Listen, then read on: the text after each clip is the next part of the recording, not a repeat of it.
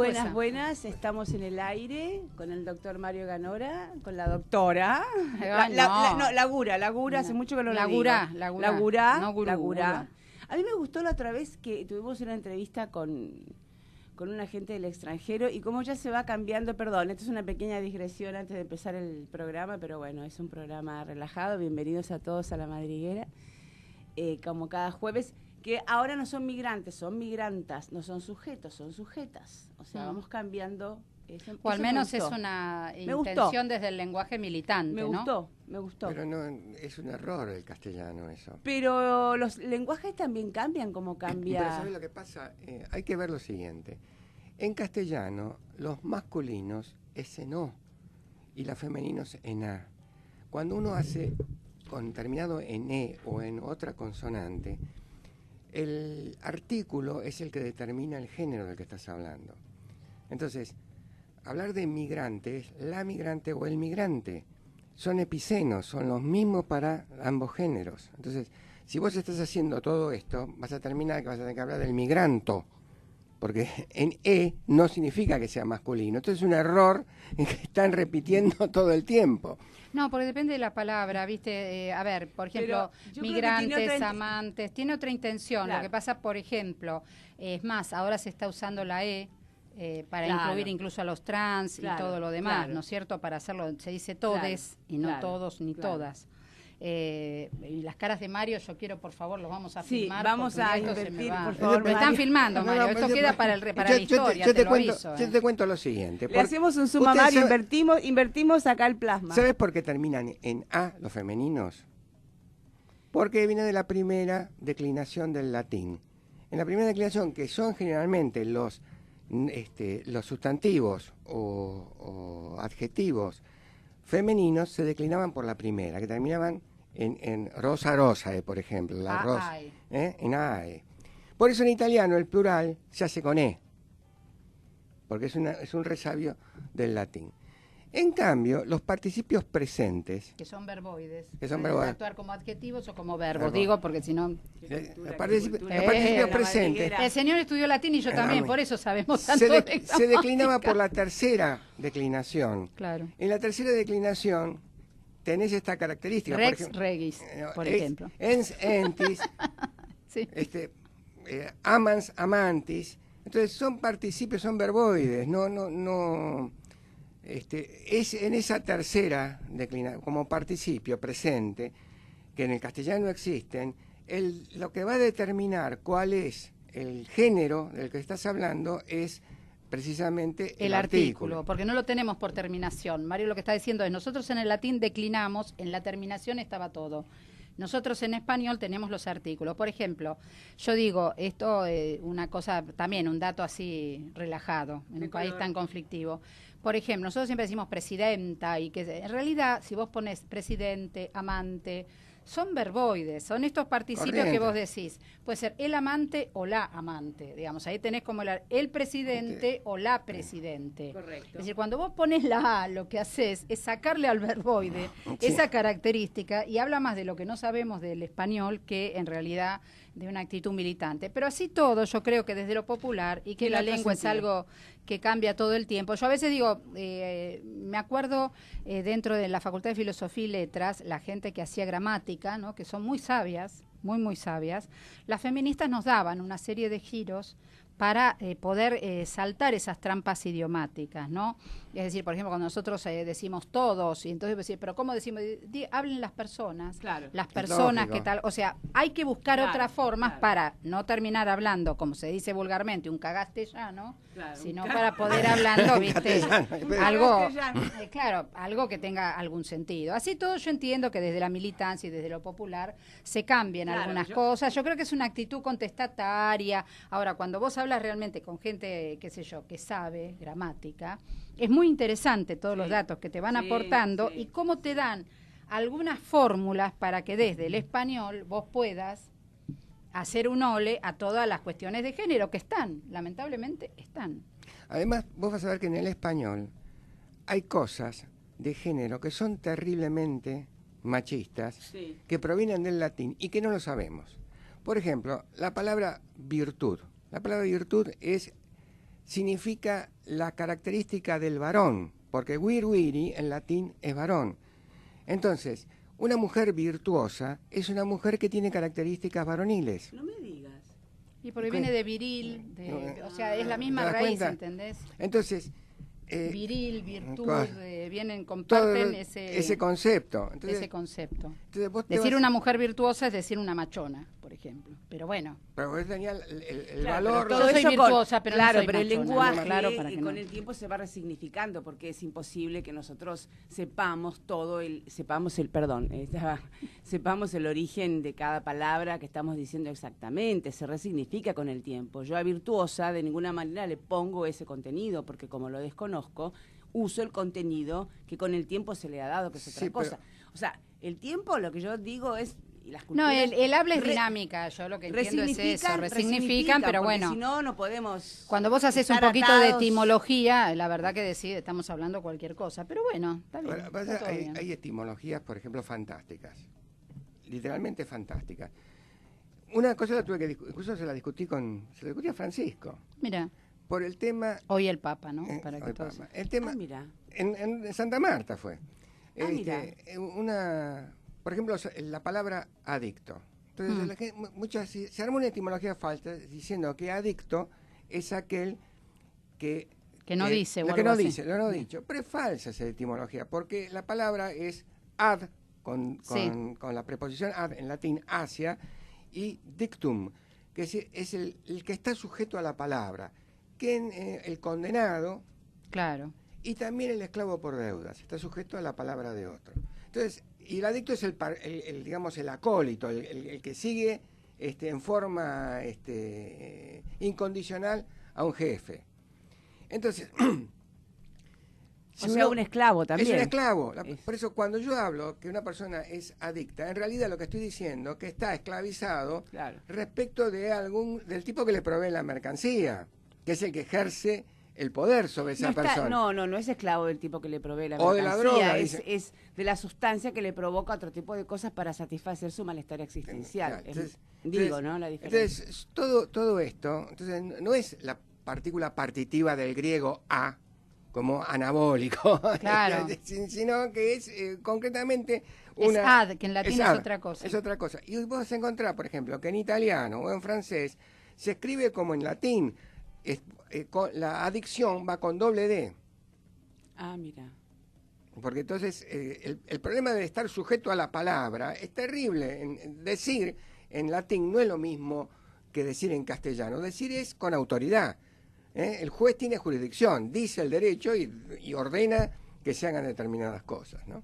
No, es verdad, esos son... Bueno, es fascinante el tema. No, porque, a ver, el no decir también, pero te digo que a veces también se le puede dar vuelta en este sentido, que fue como yo lo interpreté, que no tenés un discurso propio.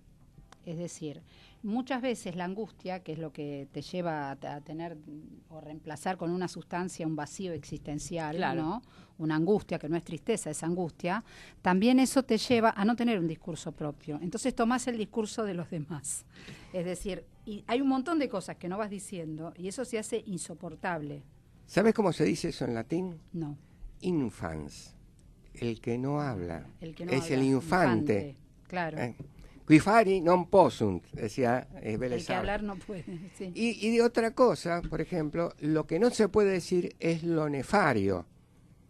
Y también es lo nefando, que cuando tiene que ver con la parte sexual es el famoso crimen nefando, que sería la parte de la homosexualidad o las desviaciones sexuales que existían en otro tiempo. Por ejemplo, el bestialismo. Claro.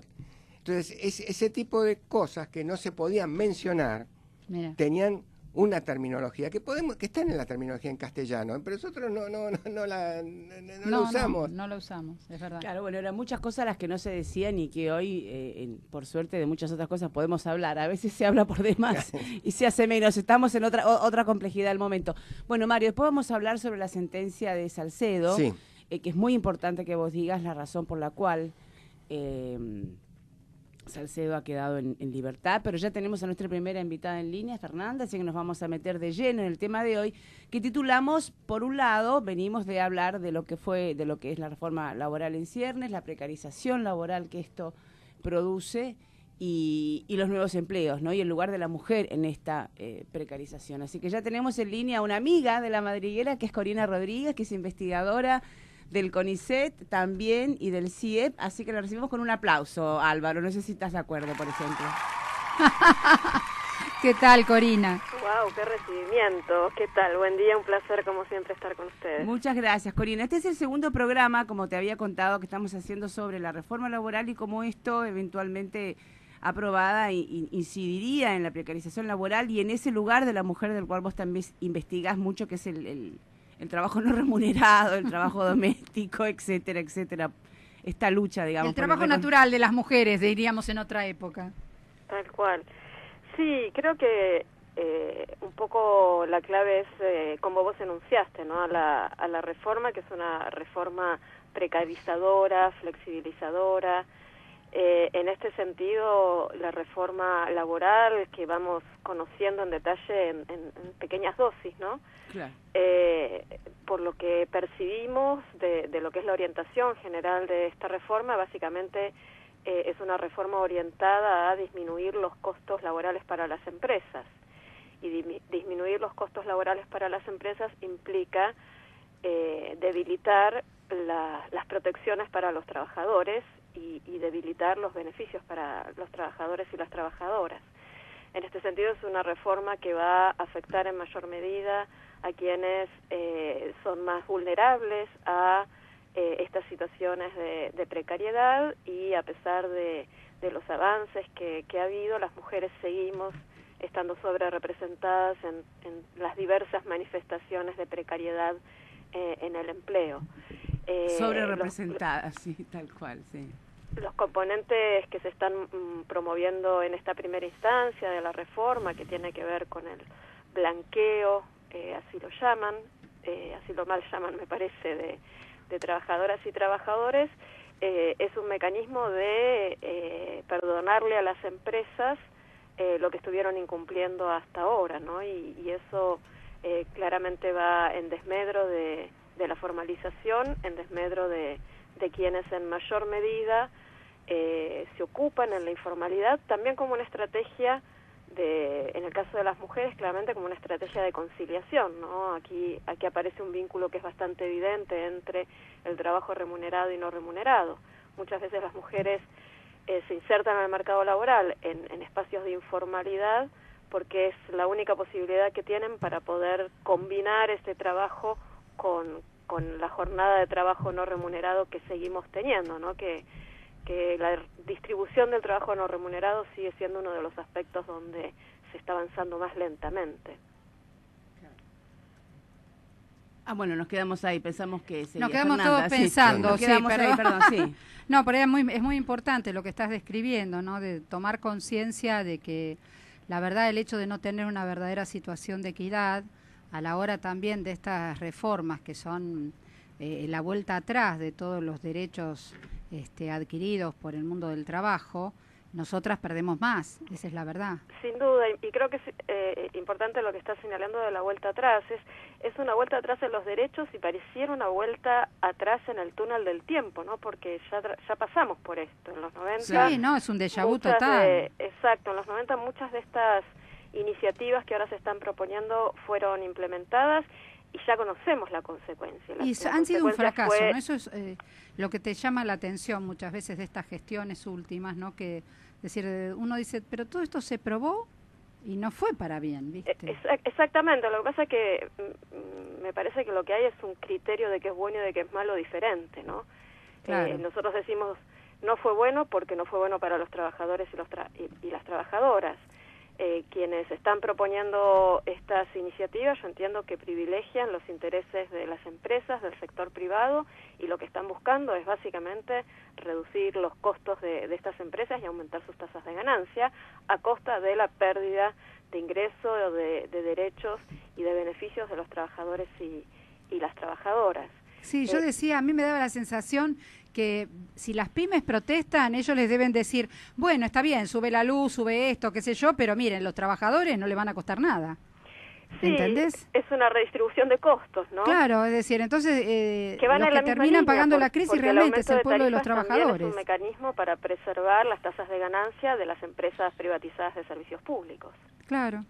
También vos sabés, estuve yo, leyendo algunas cosas, y hay algo que se llama, que es un estudio de una organización internacional, que se llama abuso financiero, digamos, cómo la precarización laboral y la falta de un ingreso genuino y reconocido de la mujer incide en que muchas mujeres abusadas permanecen en sus hogares porque como no pueden mantenerse por sí mismas, sostienen la relación con su propio abusador. O sea, ¿cómo incide esto también en esa intimidad? Absolutamente. No pueden desprenderse de una relación de abuso porque no tienen cómo mantenerse, porque a su vez no son reconocidas, no son pagas. Eso se llama abuso financiero. Yo no lo había escuchado nunca así, pero...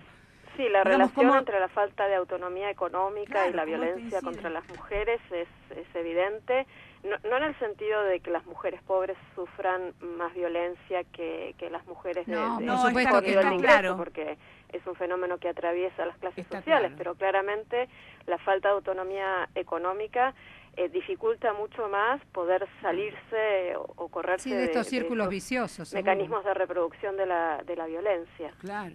Yo quería mencionar doctor Ganora. Sí, una cuestión que he visto cuando trabajaba junto con la gente de la Alameda.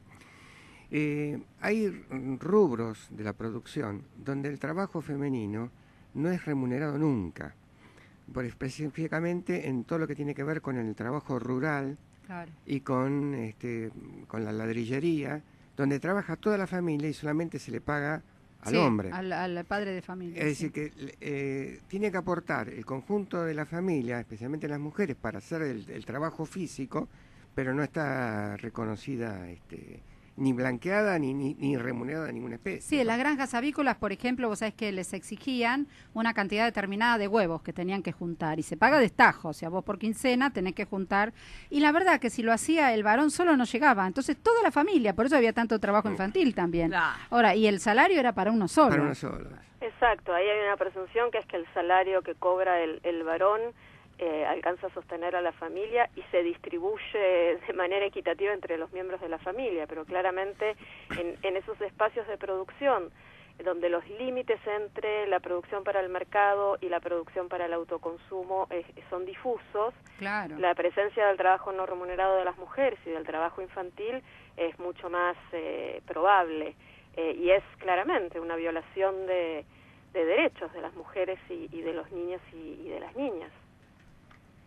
Claro. Otro aspecto del componente de la reforma que están promoviendo en este momento desde el gobierno, que tiene que ver con la consolidación de la práctica de las pasantías. Aparece esta idea de las pasantías como capacitación laboral, que es un eufemismo, ¿no?, para contratar población trabajadora joven en condiciones de precariedad. Y de nuevo creo que esto tiene su sesgo de género, porque en esa población joven, que es la población que más padece las dificultades para insertarse en el mercado laboral, de nuevo las mujeres somos mayoría respecto de los varones. Esta figura de los y las nini, que dicen ni estudian ni trabajan, cerca del 70% son mujeres, es una barbaridad. Exactamente, entonces creo que este aspecto de la reforma también es peligroso, particularmente para la población de mujeres jóvenes, muchas de las cuales están en situación de precariedad y de vulnerabilidad social profundizada por el incremento en la tasa de embarazo adolescente. Totalmente. Hay algo que yo estuve viendo que vos llamabas el diamante del cuidado, que son como 4 actores que influyen en el cuidado. ¿Nos podrías contar algo de eso?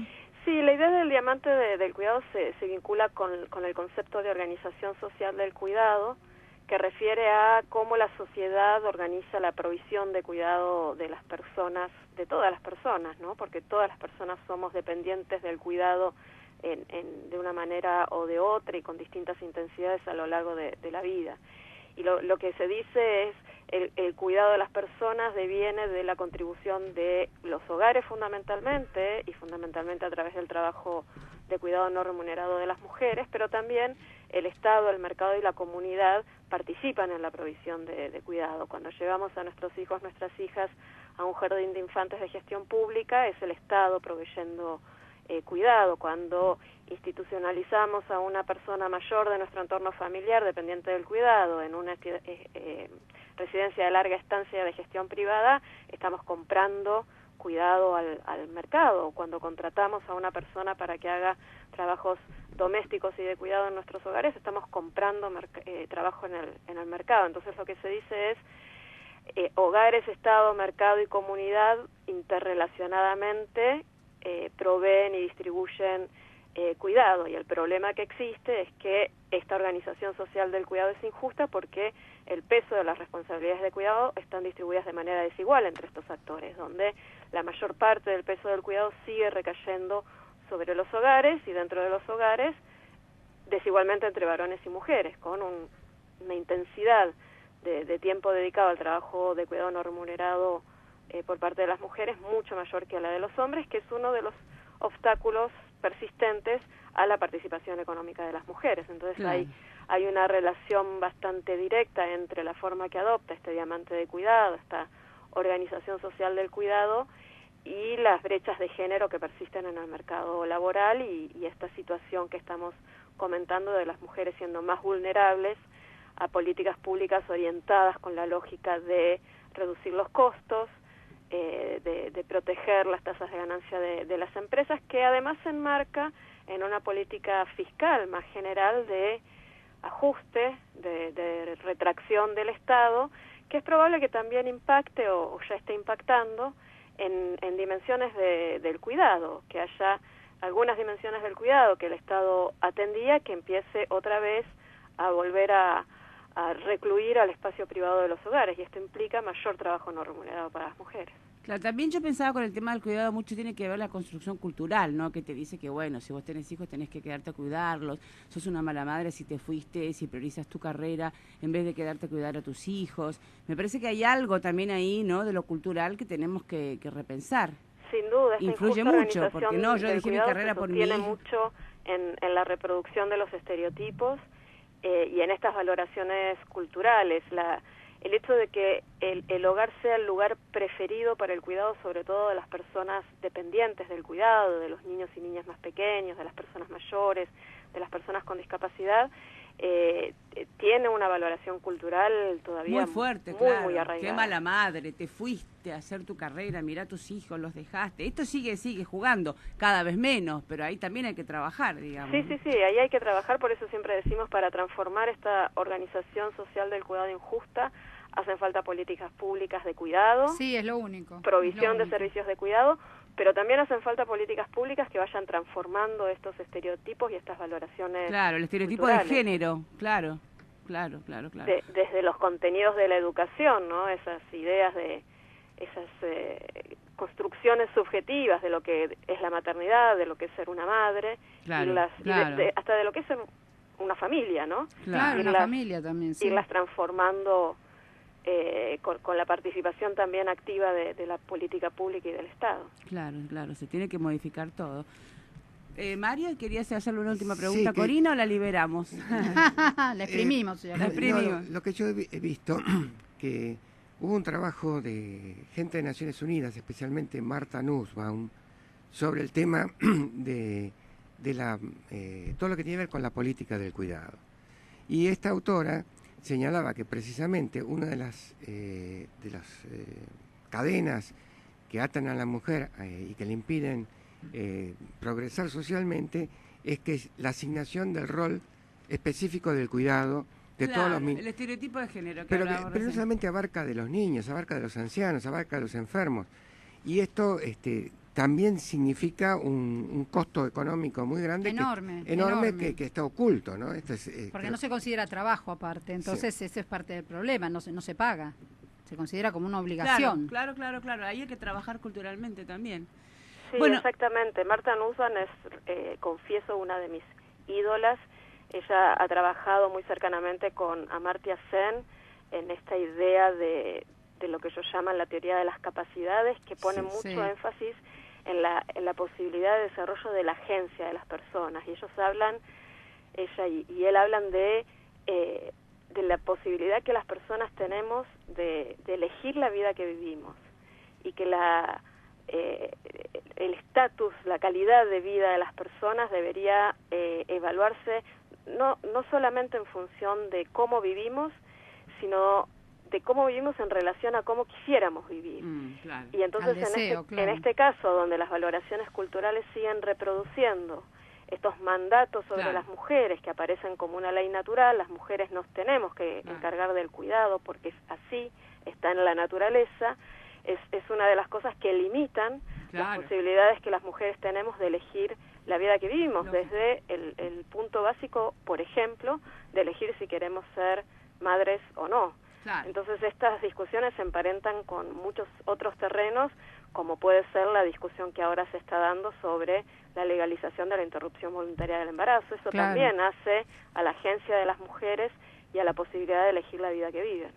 Exactamente. Bueno, Corina, muchísimas gracias por la madriguera, por estar acá, y bueno, te seguiremos siempre. Muchas gracias, Corina. Contactando. Gracias a ustedes por el llamado, para mí siempre es un placer conversar con ustedes. Mucho gusto, un abrazo. Un abrazo. Bueno, así arrancamos, ¿no? Ya la teníamos en línea a nuestra invitada.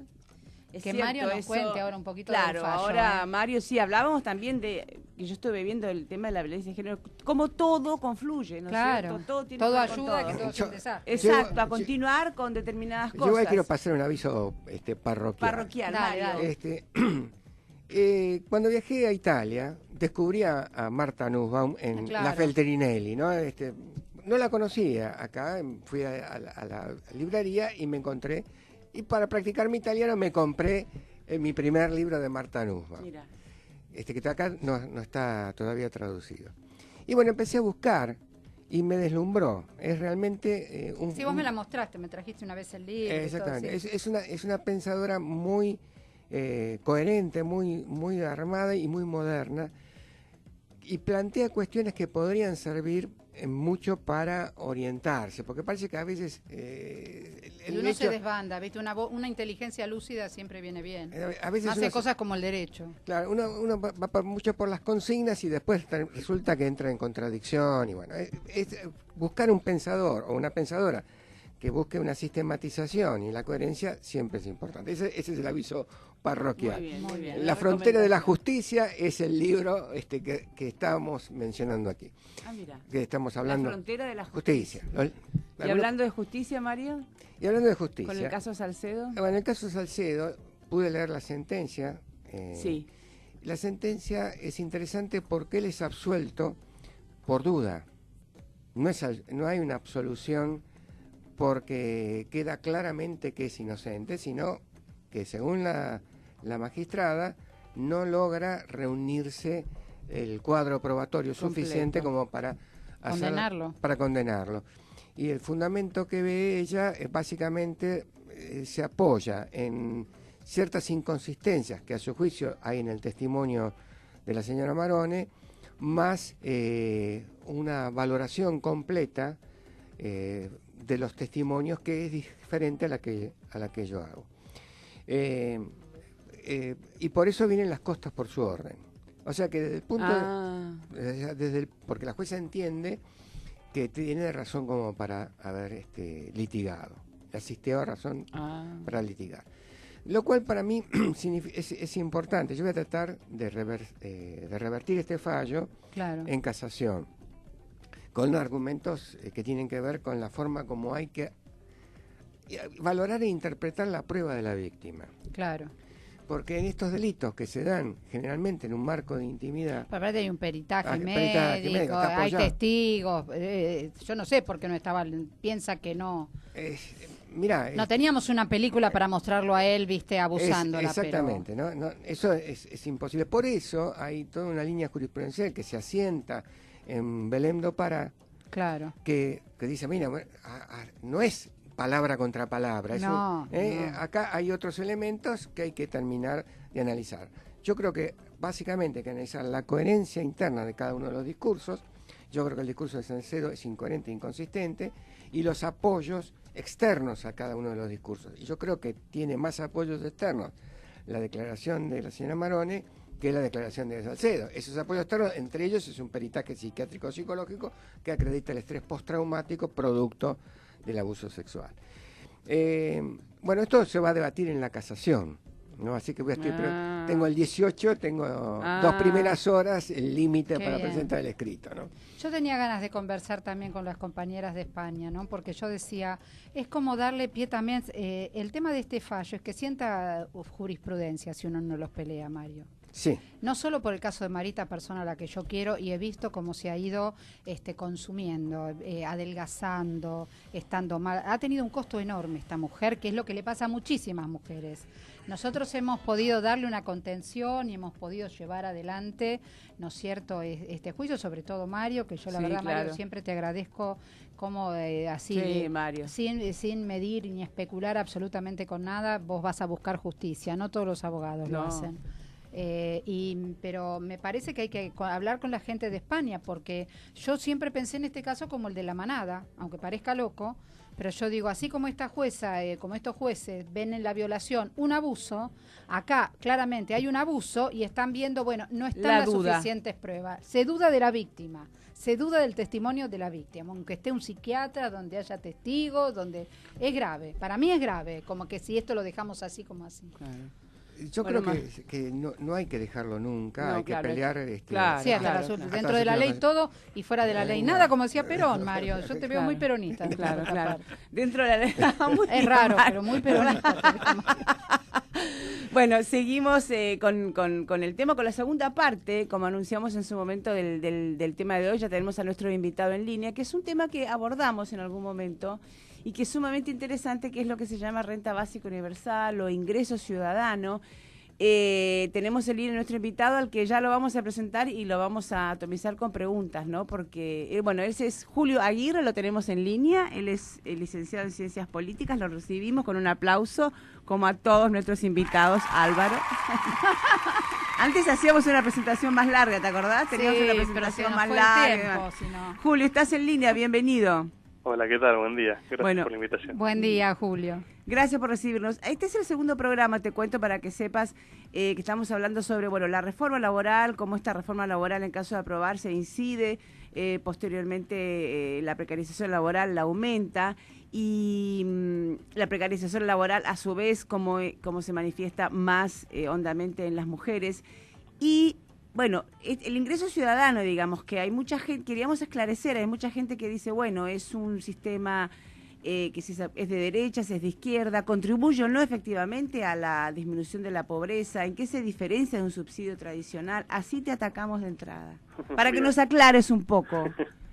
Bueno, en principio cuando hablamos de un ingreso ciudadano, de una renta básica universal, tomamos en consideración una transferencia en dinero que ejecuta el Estado a la totalidad de los ciudadanos, sin ricos o pobres, nada, no ricos o pobres, que trabajen o que no trabajen, hombres o mujeres, independientemente de su actividad y de su voluntad de ejercer algún tipo de actividad o contraprestación.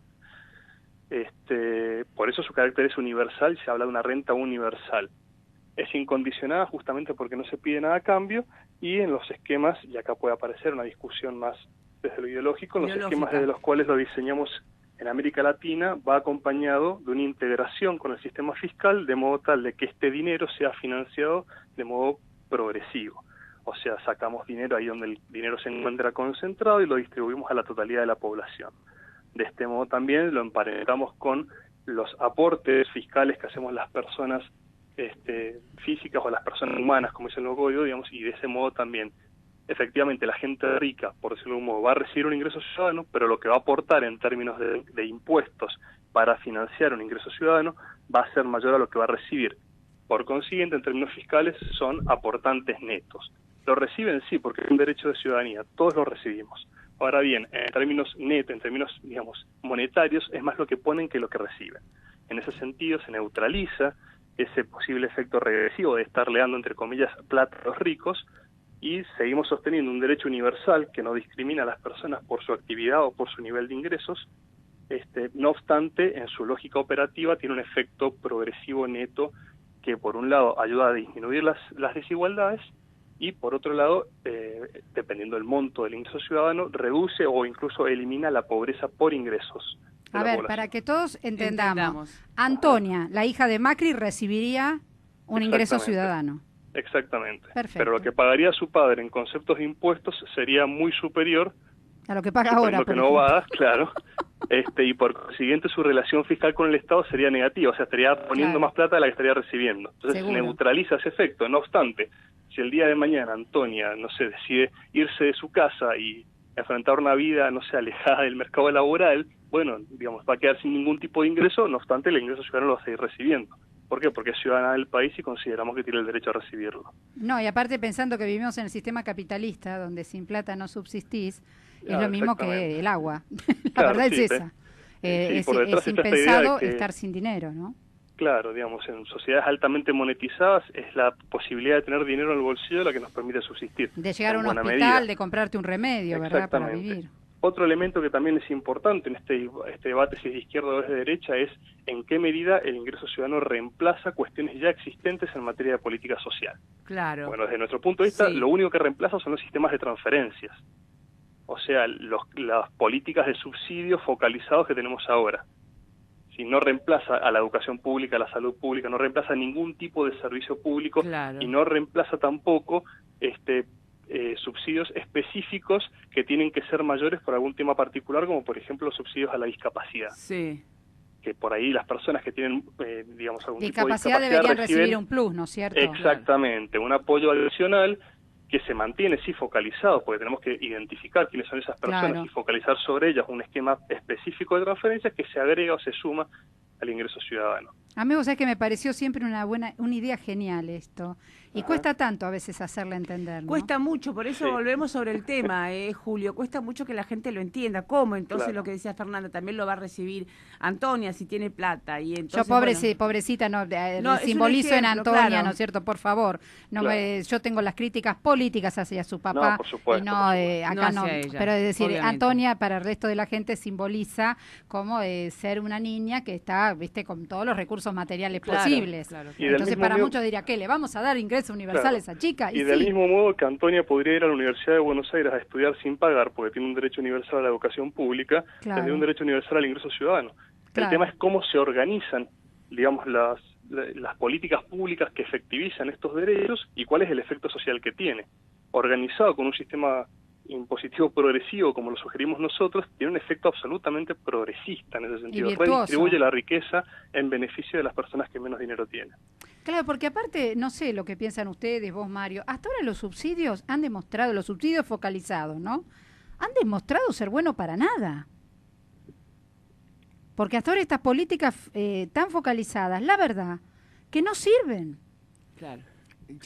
Yo veo otra cosa, ¿no? El doctor Ganora te habla, Julio.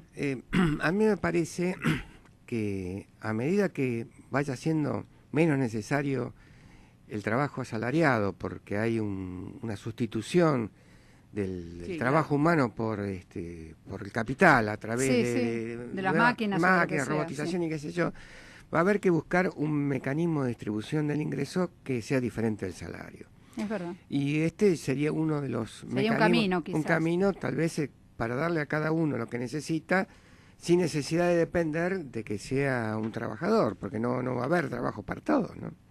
Totalmente, y de hecho ese es uno de los argumentos que hoy por hoy está siendo muy fuerte en los países del primer mundo, en especial en Europa, para defender esquemas de ingreso ciudadano. Y vinculándolo con el tema de la reforma laboral, que estaban charlando antes con Corina Rodríguez, que es una referente para todos los que trabajamos estos temas, hay una particularidad que tiene, o una ventaja desde mi punto de vista que tiene el ingreso ciudadano respecto a los esquemas de subsidios focalizados. Al ser universal e incondicionado, tiene al menos dos efectos importantes. El primero es que como yo tengo la garantía de que voy a recibir un ingreso que me va a permitir subsistir, me da poder de negociación al momento de lidiar con contrataciones laborales. ¿En qué sentido? Si yo estoy urgido en aceptar un contrato de laboral bajo cualquier tipo de características, porque necesito el dinero para sobrevivir, para que subsista mi familia, etcétera, yo estoy urgido, por consiguiente, mi capacidad de negociar, de ponerme firme frente a mi empleador es mínima. El ingreso ciudadano opera como lo que normalmente se llamaban los sindicatos una caja de resistencia. Te permite ir al paro si es necesario porque vas a tener un ingreso que te va a permitir sobrevivir incluso cuando no estés cobrando tu sueldo. En ese sentido te da un poder de negociación adicional que te digamos, te permite ponerte más duro al momento de negociar. Y al ser incondicional el ingreso ciudadano, y esto es a diferencia de lo que pasa con los subsidios actuales, porque en principio esto podría resultar así con cualquier tipo de transferencia, las personas, como saben que van a recibir una transferencia, pueden decir, bueno, yo bajo estas condiciones no trabajo, voy a buscar algo mejor. Ahora, pero ¿cuál es el problema? Que al ser condicionados, los subsidios que actualmente tenemos, a estar buscando trabajo o a estar desempleado, en el momento que yo consigo un trabajo, pierdo el subsidio. Claro. Frente a ese esquema aparece una ecuación absolutamente razonable que haríamos todos en esa situación.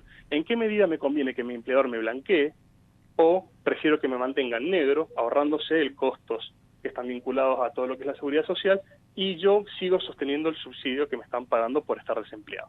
Esto se llama trampa de la informalidad en políticas públicas. Mira. El ingreso ciudadano, al ser incondicional, elimina la trampa de la informalidad. Claro, porque lo tenés, punto. Claro, desaparece esa ecuación. Lo vas a recibir, por consiguiente vas a querer que te pongan en blanco y además, adicionalmente, vas a tener ese ingreso ciudadano que, dependiendo de tus ingresos, una vez que estés en el mercado de empleo, será, digamos, mayor o menor.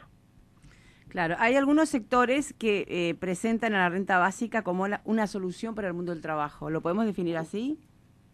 O sea, bueno, depende, digamos. Yo suelo ser crítico, soy un defensor fuerte de la propuesta, pero prefiero moverme por el pesimismo de la razón y no por el optimismo de la voluntad, digamos. Está muy bien. Claro, pero yo creo que es, sin lugar a dudas, una política pública que va en la dirección correcta para que enfrentemos el mundo del trabajo que se viene. Que desde la robotización hasta digamos, los mecanismos que fuerzan formas de precarización, de movilidad de trabajo, de flexibilización laboral, etcétera, nos va a permitir tener más poder de negociación, ser más libres, ser más autónomos y básicamente poder proyectar un futuro, poder proyectar una vida sabiendo que tenemos cierto respaldo mínimo de dinero que nos permite sobrevivir. Claro, yo sé que hay algunos países en los cuales se ha implementado, está el caso de Finlandia, por ejemplo, que hay discusión en ese sentido, si funcionó, si no funcionó, creo que se detuvo, o sea que hay mucha resistencia y mucha parece dificultad para implementarlo. El caso de Finlandia, te invito a que escuches después nos explicás vos, pero tenemos a Víctor Liste, que creo que lo conocés, que nos ha dejado acá una explicación en el caso de Finlandia, que donde supuestamente fracasó, pero él dice que no es tan así, ¿no? Que hay todo un rum para que la renta básica no se siga implementando y no se siga aprobando en países. Lo escuchamos y después te preguntamos tu opinión, dale. Vale. El experimento en Finlandia sigue normalmente, termina a fin de año y el año que viene se empieza a analizar la información y se hacen los reportes. El tema de los medios, lo que pasó fue lo siguiente. La gente que hace el experimento pidió que se prorrogue por más tiempo la renta básica que le dan a la gente que están testeando. ¿Por qué? Porque no te comportás igual si sabes que a fin de año te dejan de dar la guita que si sabes que la tenés por más años. O sea, sería mejor el testeo y de mejor calidad el experimento. Y rechazaron la prórroga, dijeron no, terminémoslo como está y el año que viene analizamos la información. Fue simplemente eso. Rechazaron prorrogar el testeo y dejarlo como fue pensado inicialmente y analizar los datos cuando ya se termine el experimento a fin de este año. Pero los medios de comunicación salieron a decir cualquiera, como que falló, si todavía no terminó el experimento y cuando se entrevista a la gente es muy prometedor los resultados. Pero los medios de comunicación salieron a decir cualquiera, más que nada La Nación y otros medios. Clarín sorpresivamente fue bastante más objetivo como lo informó, pero se ve que hay gente que no le gusta esto y está nerviosa y aprovecha esas movidas para desinformar, pero fue muy burdo lo que hicieron. El gobierno de Finlandia tuvo que salir a desmentir todas estas noticias que salieron en todo el mundo. Bueno, ahí escuchaste, ¿no? ¿Se cortó? ¿Estamos con Julio Aguirre en línea? No, lo estamos llamando de nuevo. Lo estamos llamando de nuevo, ¿no? Bueno, perfecto. Bueno, quería poner esto de Víctor Liste porque lo que yo veo es que hay mucha resistencia, ¿no es cierto?, a la implementación de la renta básica. Todavía estamos pero es que es prácticamente ir al comunismo de la abundancia, por otro lado, ¿entendés? Ese es el maravilloso. problema. Hay una discusión ideológica es también. Maravilloso. Todos vamos a tener lo mismo, ¿entendés? Monetarizados. El problema es que el capitalismo no es solamente un problema económico, es un problema también de poder. El capitalista tiene poder sobre el empleado. Claro. Y eso no lo quiere perder. Discutir y tal su salario porque tiene la seguridad de un ingreso universal. Claro, claro. Julio, ahí te tenemos en línea nuevamente. Escuchaste lo de Víctor Lista y estábamos hablando, bueno, de la... Acá decía Fernanda, un comunismo... Yo digo que para mí es maravilloso. Yo la verdad que en la coalición cívica, en su momento, cuando yo estaba, habíamos trabajado sobre el INCINI, que era comenzar con los niños. Exacto. Y también lo que era explicar, que iban a tener todos... Bueno... ¿Cómo? Aparte ¿Cómo pero aparte los punteros políticos. Ojo, que acá uno sin darse cuenta, con una medida de estas, está eliminando todo un sector que se beneficia mucho con los subsidios y la pobreza. Julio. Lo único, para ir por de atrás para adelante, lo que agregaría lo de Víctor, que estoy absolutamente de acuerdo, es eso lo que ocurrió, pero también entre medio hubo un cambio de gobierno, porque el gobierno que implementa primero el proyecto, que larga el experimento de un ingreso ciudadano, es un gobierno que podríamos identificar con la izquierda, hubo un cambio de gobierno y un cambio de orientación, entonces hay menos interés por parte del nuevo gobierno en seguir sosteniendo estos esquemas para evaluarlos como posibilidad de reforma del sistema de bienestar finlandés.